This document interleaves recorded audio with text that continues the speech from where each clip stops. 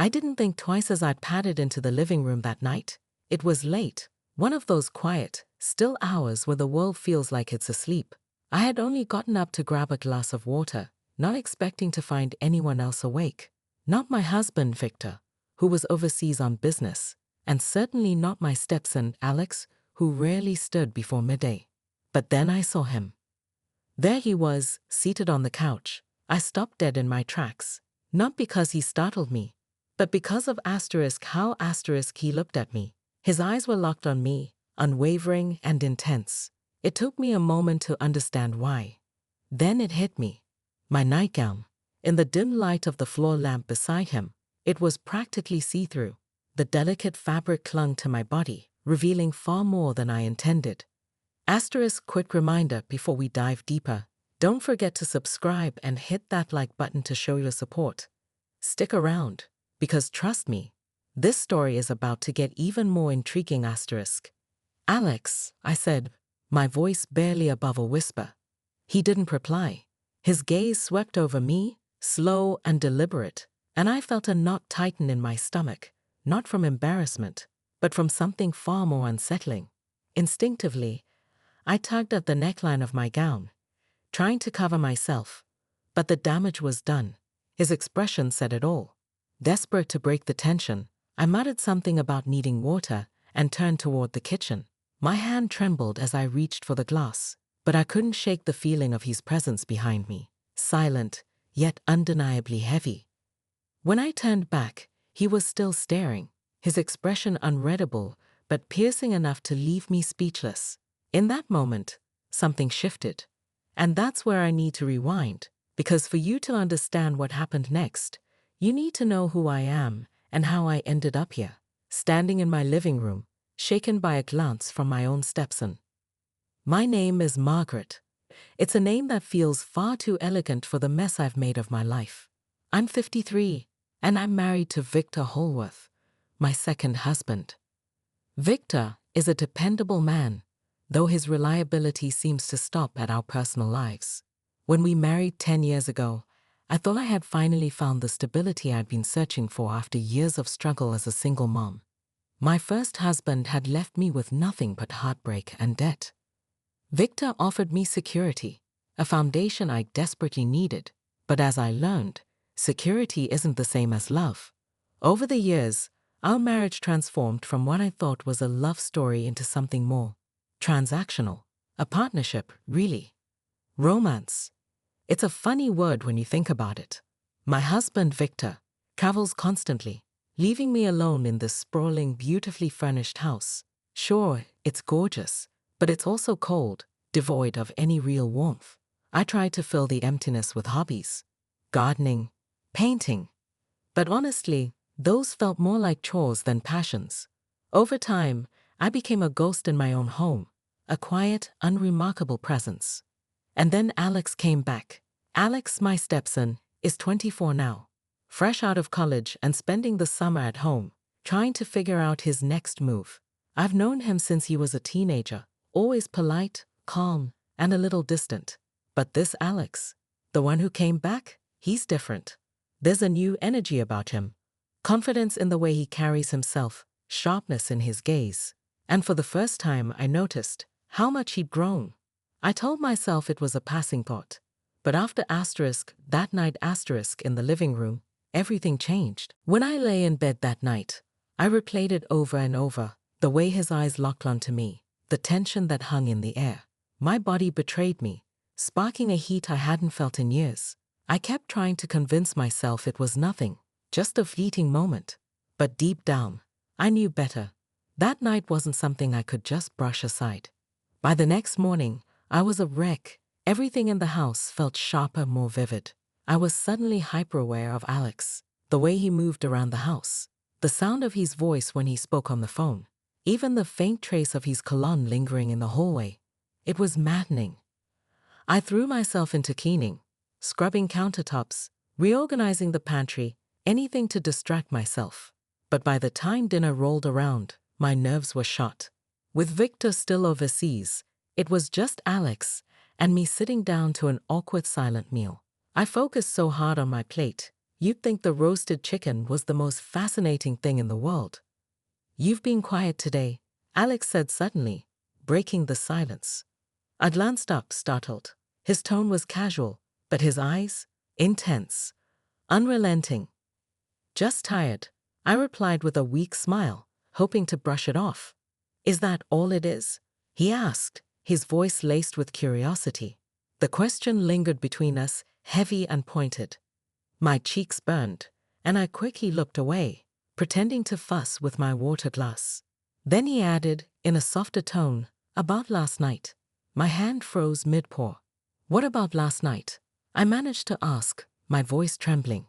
I didn't mean to make you uncomfortable, he said, leaning back in his chair, his expression unreadable. I just didn't expect to see you like that. My pulse raced. Forget about it, I said quickly, trying to shut the conversation down. But Alex wasn't done. He tilted his head, his voice dropping to an almost daring whisper. Can you? I didn't respond. Instead, I stood abruptly, grabbing my plate. I'm going to clean up, I mumbled, retreating to the kitchen. I heard his chair scrape as he followed. Margaret, he said, his voice closer now. I turned to face him, clutching the plate like a lifeline. Alex, stop. He froze, studying me.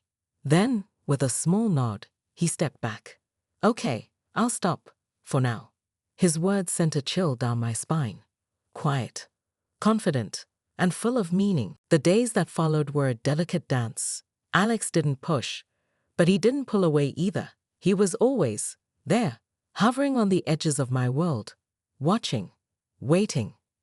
Then, one evening, a storm rolled in. The power went out, leaving the mansion dark and eerily silent.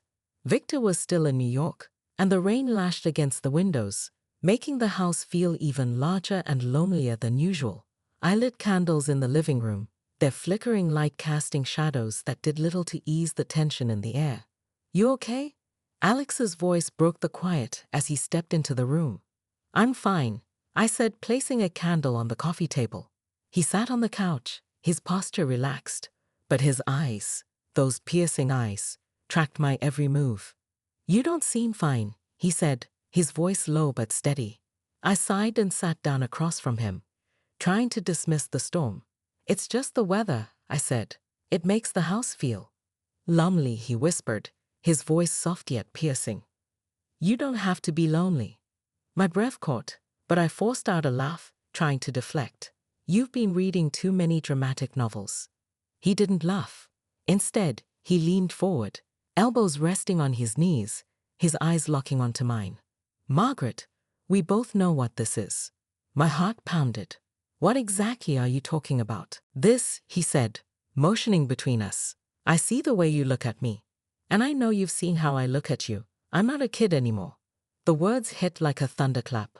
I shot to my feet, desperate to end the conversation. This chat is over. I turned to leave, but he reached out, his hand gently wrapping around my wrist. The touch sent a jolt through me, like an electric current I couldn't ignore. Margaret, he said, his voice barely above a whisper, his eyes locked on mine. Don't walk away. For a moment, I froze. Every instinct screamed at me to leave, to run, to put as much distance between us as possible. But then, there was the pull, that undeniable pull that kept me rooted in place. Please, he said, his voice trembling just enough to crack through his confident facade. And that, his vulnerability, was what broke me. I sank back onto the couch, my heart racing as he released my wrist. The air between us was charged, heavy with something I couldn't name. This is dangerous, I murmured, my voice barely audible. Sometimes, he replied, his tone calm, but resolute. Danger is worth it. The first time it happened, it was cautious, hesitant, a collision of longing and restraint we could no longer contain. It unfolded under the dim flicker of candlelight, the storm outside masking the sound of our ragged breaths. When it was over, I lay in his arms, staring at the shadows dancing across the ceiling. This can't happen again, I whispered, my voice trembling. Why not? He asked, his tone steady but curious. Because it's wrong, I said, pulling away. Because of Victor. Alex sat up, his expression unflinching. Victor doesn't deserve you, he said. He doesn't see you, Margaret. But I do. His words hit me like a punch to the chest. I couldn't respond, couldn't even form a thought. Finally, I managed. I need time. I stood, wrapping my robe around me like armor. Please. He nodded, his eyes searching mine. Take as much time as you need, he said softly. I'm not going anywhere. But time didn't make anything easier. If anything, it only made things worse. The tension between us grew unbearable, creeping into every interaction. A fleeting touch as we passed in the kitchen. The way his gaze lingered just a second too long at the dinner table. Even the way he said my name, his voice low and soft, sent my heart racing. I tried to distance myself, but Alex had become inescapable. He was in my thoughts, in the air I breathed. Every time I heard his footsteps in the hallway, my chest tightened. And then, one evening, the phone rang. Victor. His voice was firm, almost curt. I'll be home tomorrow. I've been away too long. The words sent a wave of panic crashing over me. Victor's return would shatter the fragile bubble Alex and I had created, forcing us back into our assigned roles, into the lives we were supposed to lead. After hanging up, I found Alex in the garden. He was kneeling in the dirt, his hands buried in the soil, tending to the flowers I had planted months ago. He's coming back, I said, my voice cracking. Alex looked up at me, his expression calm but unreadable. So, what do we do? I don't know, I whispered. He stood slowly, brushing the dirt from his hands, his gaze steady as he closed the space between us. We don't have to stop, Margaret, Alex said, his voice low but unwavering. We just need to be cautious. Careful, careful, I repeated, my words trembling with frustration. This is absurd. We're going to get caught. Then let us get caught, he shot back, defiance crackling in his tone. I froze, stunned by his audacity. What exactly are you saying? I'm tired, Margaret, he said, his voice softening, but no less resolute. Tired of pretending, tired of hiding. I don't care what people think. Well, I do, I countered, tears staining my eyes. I can't lose everything, Alex. I can't lose you asterisk. He stepped closer, his hands gently cradling my face, his eyes burning with intensity. You're not going to lose me, ever. His words were meant as a promise, but they felt more like a warning, a dangerous truth we were both too deep to escape. That night, I lay awake, staring at the ceiling. Victor's impending return loomed over me, and Alex's words echoed in my mind. Asterisk, we don't need to stop. We just have to be careful, asterisk. But deep down, I knew the truth. There was no careful in what we'd started. The storm we'd unleashed had already grown too wild, too uncontrollable. It was only a matter of time before it consumed us both. Victor returned the next day, his usual commanding presence filling the house. He greeted me with a perfunctory kiss on the cheek, barely looking up from his phone, and gave Alex a brief nod. It's good to have you back, I said, forcing a smile as I took his luggage. He glanced at me, his brow knitting together slightly. You look exhausted. Did you sleep well? I'm fine, I replied hastily, turning away before he could notice the blush creeping up my neck. Alex stood nearby, silent. His eyes remained fixed on Victor, calm and composed, betraying none of the chaos that had overtaken us in Victor's absence. That evening, I was at the kitchen sink, scrubbing dishes with more force than necessary. Victor was holed up in his office, working, as usual. Alex entered quietly, his presence magnetic, impossible to ignore. You're going to break that plate, he said calmly, his voice tinged with amusement as he gestured toward my trembling hands. I froze, setting the plate down with a shaky breath. You need to stop, I murmured, keeping my gaze firmly on the sink. He stepped closer. Stop what?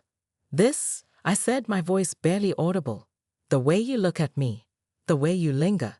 Alex tilted his head slightly, studying me with that unwavering gaze. Do you want me to stop? My breath hitched. I couldn't answer. His hand brushed against mine as he reached for a glass, the light touch sending a shockwave through me.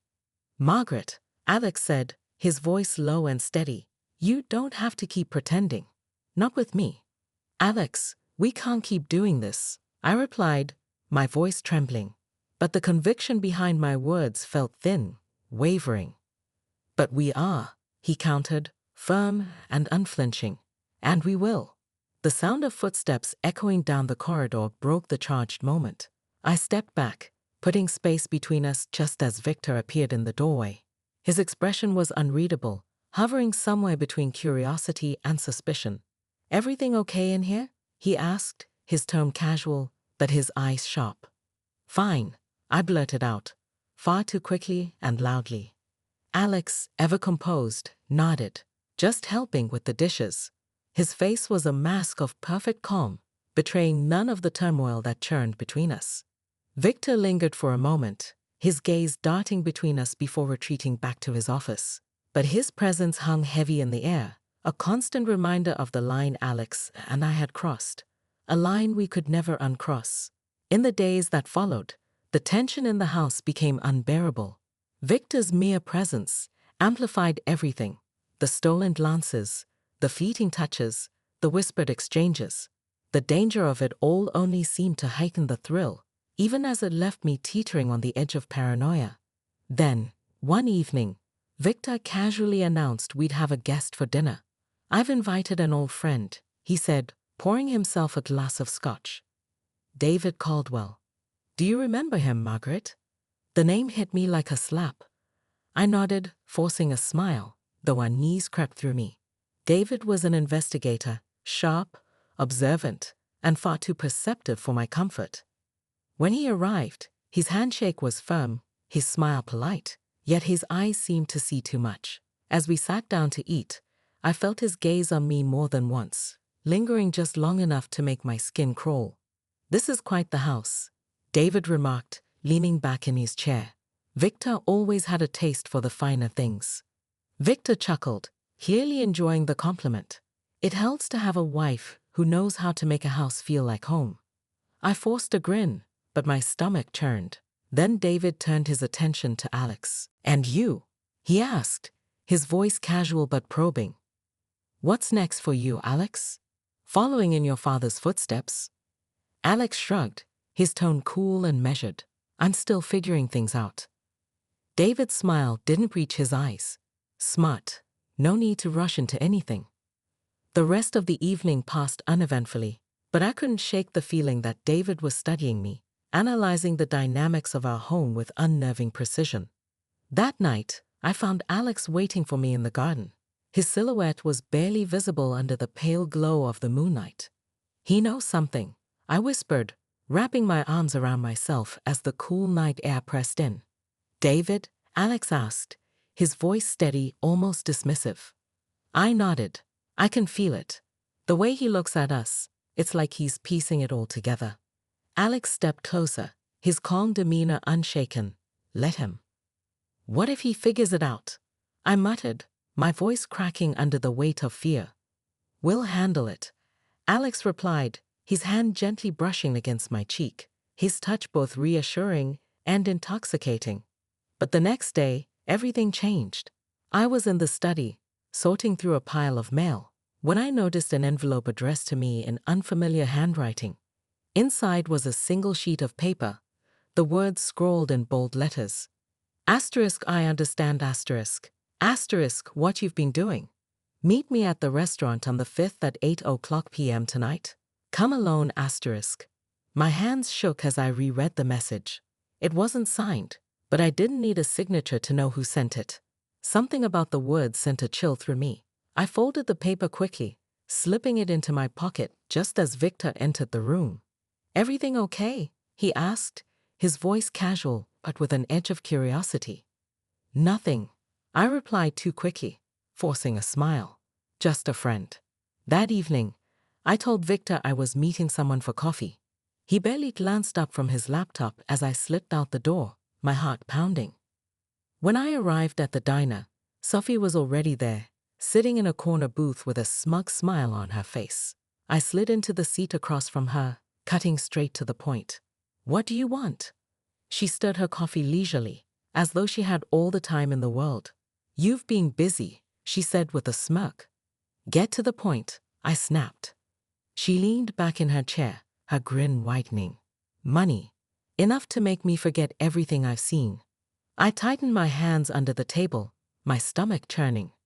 You don't have any proof. Don't I? She countered, pulling out her phone. She tapped the screen, and my blood ran cold as a blurry photo appeared. Alex and I in the garden, his hand brushing my cheek. Delete it, I whispered, my voice cracking. She shook her head, slipping the phone back into her bag. Not until I get what I want. 50 grand, by the end of the week. I don't have that kind of money, I stammered, my mind racing. Then figure it out, she said coolly, starting to leave. Because if you don't, Victor will know everything. When I told Alex about the meeting, he was furious. He paced the room, muttering under his breath. She's bluffing, he said finally. She's not, I replied, my voice trembling. She has photos, Alex, she's serious. Then we'll pay her, he said. With what? I shot back. Neither of us has that kind of money. His jaw tightened, his eyes darkening. Then we'll find another way. The next few days were unbearable. The tension in the house was suffocating. Victor seemed oblivious, but David's presence loomed like a storm cloud. One afternoon, I overheard him talking to Victor in the study. There's something off about Alex, David said. If I were you, I'd keep a closer eye on him. Victor's tone was suspicious. What are you trying to say? Just a feeling, David replied. Call it professional intuition. That night, Alex came to my room, his expression grim. We can't keep this up, he said, closing the door behind him. What do you mean? I asked, dread pooling in my stomach. This house, this situation, it's too dangerous, he said. We need to leave. Together. Leave? I repeated, stunned. He nodded. It's just you and me. We can go somewhere far away. Start over. That's insane, I said, shaking my head. We can't just disappear. What's insane? He shot back, his voice rising, is staying here.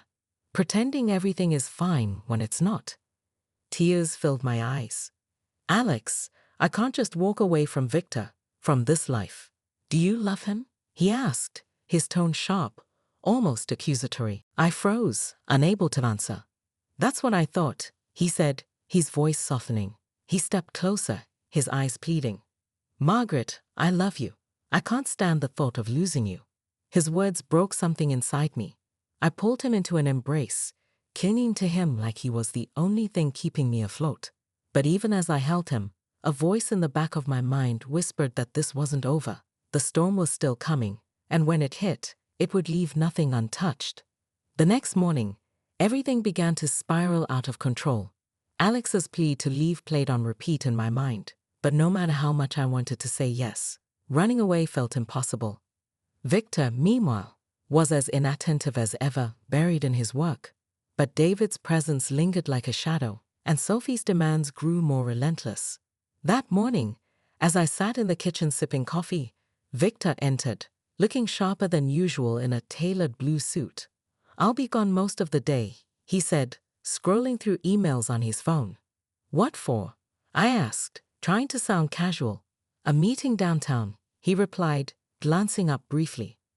David's coming with me. Something about tying up loose ends. The phrase *loose ends* sent a shiver down my spine. What kind of loose ends? I pressed, keeping my voice steady. Victor shrugged. Nothing you need to worry about. Just business. He kissed my cheek and walked out the door, but the moment he left, dread settled in my chest. I couldn't shake the feeling that whatever he was handling wasn't just business, and it wasn't going to end well. By mid-afternoon, my nerves were frayed. Alex was gone, likely trying to figure out a way to deal with Sophie, but I was left alone in a house filled with secrets, lies, and the weight of everything falling apart. I was alone in the house, pacing the living room, my thoughts a tangled mess of fear and desperation. Every scenario played out in my mind, none of them ending well. Then the doorbell rang. When I opened it, Sophie stood there, arms crossed, and a smug grin plastered on her face. You're late, she said, brushing past me as if she owned the place. What are you talking about? I asked, my voice shaky. The money, she replied, spinning on her heel to face me. I told you I needed it by today. I told you I don't have that kind of money, I said, trying to keep my composure, though my voice wavered. That's a shame, she said mockingly, pulling out her phone. Because Victor might be interested in seeing this. She held the screen up, and there it was again, the photo of Alex and me in the garden. Clear enough to erase any doubt about what was happening between us. Sophie, please, I whispered, my voice cracking. You don't have to do this. Oh, but I do, she said, her tone dripping with scorn. Unless, of course, you've magically figured out how to meet my price. Before I could respond, the front door opened. Alex walked in, his eyes immediately locked on Sophie, and his expression darkened. What's going on? He asked, his voice low and dangerous. Sophie smirked, her confidence unshaken. Just having a little chat with your stepmother. Alex stepped closer, his body tense. You need to leave. Now. Not until I get what I came for, she said, holding out her phone like a weapon. Alex's face hardened, and before either of us could react, he snatched the phone from her hand. Sophie shrieked, lunging for it, but Alex held it out of her reach with ease. This ends now, he said, his voice cold and final. Do you really think that's my only copy? Sophie sneered, her confidence flickering, but not entirely gone. If you say a word to anyone, Alex said, his voice sharp as a blade, I'll make sure you regret it. Her eyes widened for a brief moment, but then she smirked again, masking her fear. Big talk, she said. Let's see if you can back it up. With that, she stormed out, slamming the door behind her. She won't stop, I said, my voice trembling as I turned to Alex. She will, he replied, his voice like steel. I'll make sure of it. Later that night, as I passed Victor's study, I heard him on the phone. His voice was low, but there was an edge of tension that stopped me in my tracks. David's getting too close, he said. We need to handle this discreetly. No loose ends. The words sent a chill down my spine. I edged closer to the door, straining to hear. If it comes to it, Victor continued, we may need to cut ties completely. You know what I mean? My stomach turned. He wasn't just talking about silencing David, he was talking about eliminating him. Later that night, I found Alex pacing in the garden, his silhouette sharp against the moonlight. I told him what I'd overheard, my voice trembling as I repeated Victor's words. Victor's planning something dangerous, I said. Alex's expression darkened, his jaw tightening. We have to stop him. How? I asked, my voice barely a whisper. He has all the power, money, contacts, everything. He doesn't have you, Alex said firmly. And that's what terrifies him. The next morning, everything came to a head. I woke to the sound of raised voices coming from Victor's study. My heart pounded as I crept closer, staying out of sight. You're a selfish, reckless bastard. Victor snarled. You've jeopardized everything I've built. And you're a liar and a coward, Alex shot back, his voice steady but cutting. You've been using Margaret to cover up your crimes, and I'm not going to let you drag her down with you. Victor's voice dropped, icy and dangerous. What are you going to do, Alex? Run to the cops. They'll laugh you out of the station. You're just a spoiled brat who doesn't know his place. Maybe, Alex said, his tone calm, controlled. But I know enough to destroy you. The room fell silent. I held my breath, my heart hammering in my chest. Finally, Victor spoke, his voice unsettlingly calm. If you want to ruin me, go ahead. But remember this, I'll take Margaret down with me. She'll lose everything, everything she's worked for, everything she's built. Would you really want that on your conscience, Alex? Stop, both of you, I shouted, my voice trembling as I stepped into the room. Alex and Victor turned to face me, their expressions locked in fury and frustration. The tension in the air was suffocating. This has gone too far, I said, my chest tightening. Victor, if you care about me at all, you'll let this go. You'll stop. Victor laughed bitterly, shaking his head. Care about you? Don't fool yourself, Margaret. You're just another piece in this game. Alex took a step forward, his fists clenched, but I quickly moved between them. Enough, I shouted. I won't let you destroy each other. Victor scoffed, his voice dripping with disdain. Do you really think you can stop this? It's too late, Margaret. Far too late. That evening, Alex and I made a decision. We have to leave, he said, his voice resolute. There's no other way. I nodded, my heart heavy with exhaustion. But what about Victor? I asked. He won't just let us go. Let him try, Alex said firmly. We'll disappear. He won't be able to touch us. We packed quickly, taking only the essentials. But just as we were about to leave, the sound of a car pulling into the driveway froze us in place. Victor. He marched toward us, his face twisted with anger. Going somewhere? He asked, his tone icy and loaded with menace. Let us go, Victor, I pleaded, my voice shaking. He shook his head, letting out a hollow, bitter laugh. You think you can just walk away from this? From me? Alex stepped in front of me, his body tense like a coiled spring. It's over, Victor. You've lost.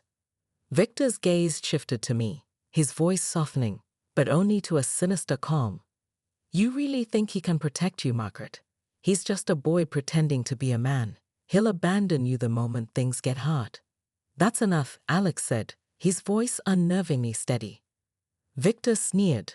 You're nothing, Alex, and she'll figure that out soon enough. Before Victor could say another word, Alex grabbed my hand, pulling me toward the car. We're leaving, he said, his voice unwavering. Victor didn't try to stop us. He just stood there, his face dark and twisted with a mix of defeat and triumph, as if he'd already won. We drove for hours in silence, the tension between us as thick as the night air. But even as the miles stretched out behind us, I couldn't shake the feeling that Victor wasn't finished, that somehow he'd find a way to pull us back into his web. When we finally reached a small motel on the outskirts of a quiet town, Alex parked the car and turned to me, his expression serious. We'll figure it out, he said softly, trying to reassure me. I nodded, but the weight of everything we'd left behind pressed heavily on my chest. In the end, we weren't truly free. Victor's shadow loomed over everything, a constant reminder of the storm we'd barely escaped. That night, as Alex wrapped me in his arms, whispering promises of a future where we could finally be happy, I allowed myself to believe, just for a moment, that we might actually outrun our past. But the illusion of peace was fragile. I sat on the edge of the bed, staring at the tacky floral wallpaper, the faint hum of the motel's air conditioner the only sound in the room. Alex stood by the window, peeking through the blinds every few minutes, as though expecting Victor to appear at any moment. We can't stay here forever, I said, breaking the silence. I know, Alex replied, his voice tight. He'd been so calm, so determined on the drive here, but now I could see the cracks forming, the tension in his shoulders, the way his jaw clenched every time he looked outside. The weight of what we'd done, of what we were running from, was finally catching up to him. We need a plan, I murmured, trying to steady my voice. Alex turned to face me, his eyes hard but vulnerable, the strain of everything we'd been through etched across his face. The only way forward is to keep moving, Alex said, his gaze locked on the road ahead. Do you honestly think Victor will just let this go? I asked, standing to face him, my voice shaking with frustration. You heard what he said, Alex replied, gripping the edge of the table. He'll come after us. Let him, I whispered, tears welling in my eyes. We can't keep living like this, Alex, running forever. It's impossible. His voice cracked as he answered, we don't have a choice. The breaking point came 3 days later. We were driving west, aiming for a tiny town Alex said was small enough for us to disappear in. But as the hours passed, I noticed the car behind us, a dark sedan, keeping just enough distance to raise suspicion. It's been following us, Alex confirmed, his hands gripping the steering wheel tightly. Are you sure? I asked, my voice trembling. Alex didn't respond. Instead, he veered off at the next exit, weaving through side streets in an attempt to lose our shadow. But the car didn't let up. Its headlights glared in the rearview mirror, relentless. Hold on, Alex said, his voice strained, as he turned abruptly onto a dirt road. The car behind us paused for a moment, but then its tires spun, kicking up dust as it closed the gap. "Alex, what are you doing?" I asked, panic building in my chest. "I'm ending this," he said, his tone steady and final. He slammed the car into park and got out, leaving no room for argument. "Stay here," he ordered, his voice firm. I watched, frozen, as he approached the other car, his shoulders squared and fists clenched. The driver's door opened, and Victor stepped out, his face twisted with fury. "You've got some nerve," Victor said, his voice ice cold. "This ends now," Alex said, his voice unwavering as he took another step forward. Victor let out a bitter laugh. "You think you can threaten me? You have no idea who you're dealing with." "I'm not afraid of you," Alex replied, his tone sharp as steel. "But you should be." Victor's eyes darkened as he reached into his coat and pulled out a gun. My breath caught in my throat, and without thinking, I leaped out of the car. "Victor, stop," I begged, my voice trembling as I stepped closer. His gaze snapped to me, sharp and accusing. "This is your fault, Margaret," he said, his voice dripping with venom. "You caused this mess." "Put the gun down," I pleaded, my voice cracking. "Why should I?" He shot back, his tone mocking. "You've already ruined everything. Why not finish the job?" Before I could react, Alex lunged. He grabbed the gun, and in the struggle, a deafening shot rang out. For a moment, everything froze. The sound echoed down the empty dirt road as Victor staggered back, clutching his side. Blood seeped through his shirt, staining it crimson. Alex stood motionless, the gun still in his hands, his face pale. I ran to Victor, my hands trembling as I tried to stop the bleeding. "Why?" he muttered weakly, his voice fading. "Why him?" I couldn't answer. Alex lowered the gun, his chest heaving as he stared at Victor. "He'll survive," he whispered, his voice hollow. "But we need to go. Now." I nodded, tears streaming down my face as I helped Alex back to the car. We didn't look back. We didn't stop. We just kept driving, leaving everything behind. But deep down, I knew it wasn't over. Not yet. We drove through the night in silence, the weight of what had happened pressing down on us like a suffocating blanket. Each mile felt heavier than the last, but the only thing keeping us going was the promise we made to each other. No matter what, we would stay together. By morning, we arrived in a tiny village, the kind of place that looked like it hadn't changed in decades. It felt like a fresh start, but I couldn't shake the feeling that our past was still hunting us. We found a small diner and sat in a corner booth, eating in silence. Neither of us spoke about what had happened or what might come next. Then Alex's phone buzzed. He glanced at it, his expression darkening as he read the message. "It's Victor," he said, his voice low. I froze. "What does he want?" "He says he's coming after us," Alex replied, his tone tense. "He won't stop until we go back to where we belong." My heart pounded as I stared at him. "What do we do now?" I whispered. "We keep moving," Alex said firmly. "We don't stop. We can't." I nodded, the weight of it all settling over me once more. But when Alex reached for my hand under the table, his touch steady and reassuring, I knew one thing for sure. No matter what happened next, we would face it together. There was no going back.